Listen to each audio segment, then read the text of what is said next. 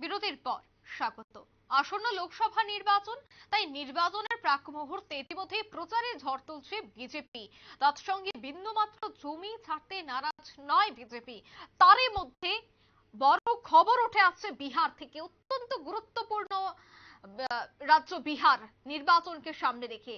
আর বিহারে এক প্রকার অস্বস্তিতে রয়েছে এবার বিজেপি। বিহার নিয়ে বড় দুঃসংবাদ পেলেন এবার প্রধানমন্ত্রী। জানা গেছে লোকসভা নির্বাচনে মোদির পাশে থাকছেন না বিহারের প্রাক্তন উপমুখ্যমন্ত্রী সুশীল মোদি। কেন লোকসভা নির্বাচন থেকে সরে দাঁড়ালেন বিহারের এই জনপ্রিয় বিজেপি নেতা, সে বিষয়ে নানাহ প্রশ্ন, নানাহ জল্পনা কিন্তু সৃষ্টি হচ্ছে। সে বিষয়ে বিস্তারিত জানবো। টেলিফোন লাইনে রয়েছে এক্সিকিউটিভ এডিটর নীল বণিক। নীল, বিহারের প্রাক্তন উপমুখ্যমন্ত্রী সুশীল মোদি, যথেষ্ট জনপ্রিয়তা রয়েছে উনার, সেক্ষেত্রে এবার তিনি লোকসভা নির্বাচন থেকে নিজেকে সরিয়ে রাখছেন, কি কারণ হতে পারে মূলত? এই মুহূর্তে প্রধানমন্ত্রী নরেন্দ্র মোদী বলো বা বিজেপি বলো, দুজনের জন্যই কিন্তু একটা দুঃসংবাদ হচ্ছে। লোকসভা নির্বাচনের মধ্যেই তার নিজের নাম কিন্তু তুলে নিলেন সুশীল মোদী। অত্যন্ত পরিষ্কার পরিচ্ছন্ন ভাবমূর্তির একজন নেতৃত্ব, বহুদিন ধরে ভারতীয় রাজনীতিতে রয়েছে, বিহারের রাজনীতিতে রয়েছে।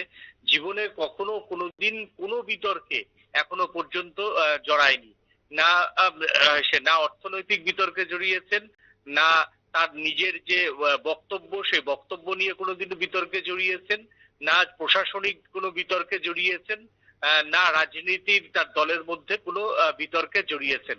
হাজার মতপার্থক্য থাকলেও বিহারের মাটিতে কিন্তু সুশীল মোদীকে নিয়ে তার বিরোধীরাও কোনোদিনও তাকে নিয়ে অন্তত প্রশ্ন তুলতে পারেননি। সেই সুশীল মোদী এবার শোনা যাচ্ছে যে লোকসভা নির্বাচনের মধ্যে তিনি নিজেকে লোকসভা নির্বাচনের মধ্য থেকে সরিয়ে নিলেন।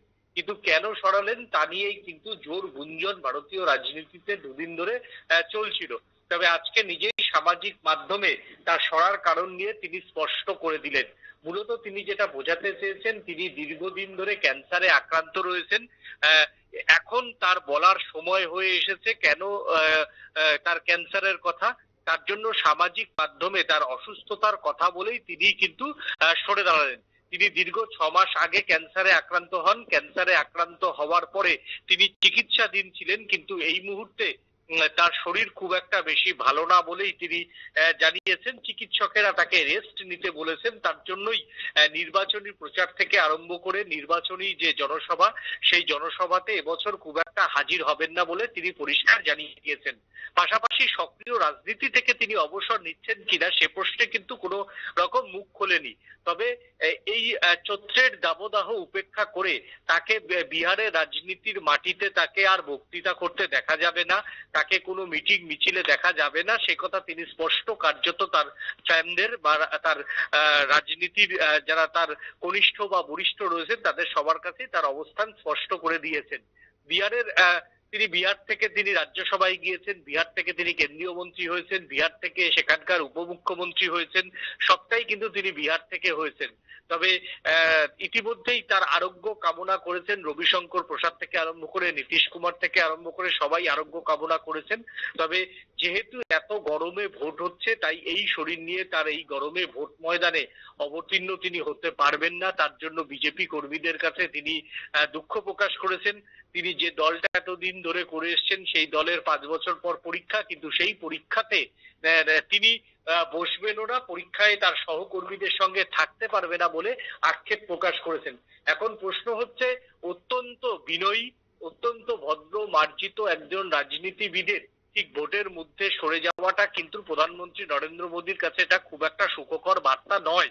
কারণ বিহারে যদি 2-3 মুখ থাকে, এক সুশীল মোদী, রবিশঙ্কর প্রসাদ, শাহনওয়াজ হোসেন, তার মধ্যে অবশ্যই নামটা হচ্ছে সুশীল মোদী। এবং সুশীল মোদী সরে যাওয়াটাকে কিন্তু বড় আক্ষেপের ভাবেই নিচ্ছে কেন্দ্রীয় নেতৃত্ব। কারণ তার রাজনৈতিক অভিজ্ঞতা, বিহারের সঙ্গে তার জনসম্পর্কের কথা সবটাই কিন্তু এবারের বিজেপি যারা নেতৃত্বরা রয়েছেন তারা মিস করবেন। তবে সবাই চাইছেন যে দ্রুত সুস্থ হয়ে আসুক, দ্রুত সুস্থ হয়ে উঠুক, তারপরে তিনি রাজনীতির বলয়ে আবার ফিরুক বলে চাইছেন। তবে প্রধানমন্ত্রী নরেন্দ্র মোদী এ যাবৎকাল যত পরামর্শ বিহার নিয়ে করতেন সবটাই কিন্তু বেশিরভাগটাই সুশীল মোদীর সঙ্গে।